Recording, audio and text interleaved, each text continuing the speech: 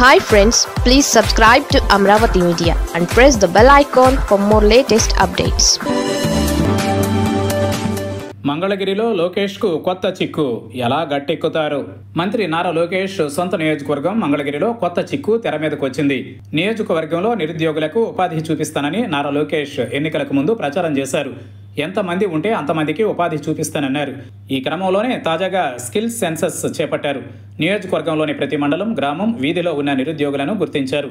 అయితే వీరి సంఖ్య తాను ఊహించిన దానికంటే ఎక్కువగా ఉండడంతో నారా లోకేష్ నివ్వెరపోయారు. దాదాపు 70,000 మందికి పైగానే చిరుద్యోగులు మంగళగిరిలో ఉన్నారని తాజాగా అధికారులు ఆయనకు నివేదించారు. వీరిలోనూ మహిళలు ఎక్కువగా ఉన్నారని, వీరంతా కూడా ఉన్నత విద్యను చదువుకున్న వారేనని చెప్పారు. కానీ ఉపాధి, ఉద్యోగాలు లేకపోవడంతో ఇంటికే పరిమితమయ్యారని స్కిల్ సెన్సెస్లో పేర్కొన్నారు. ముఖ్యంగా 40 ఏళ్ల వయస్సున్న యువతీ యువకులు ఎక్కువగా ఉన్నారని తేలింది.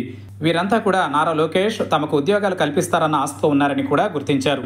వాస్తవానికి రాష్ట్రంలో ఏటా 4 లక్షల మందికి ఉపాధి కల్పిస్తామని ఎన్నికలకు ముందు నారా లోకేష్ చెప్పుకొచ్చారు.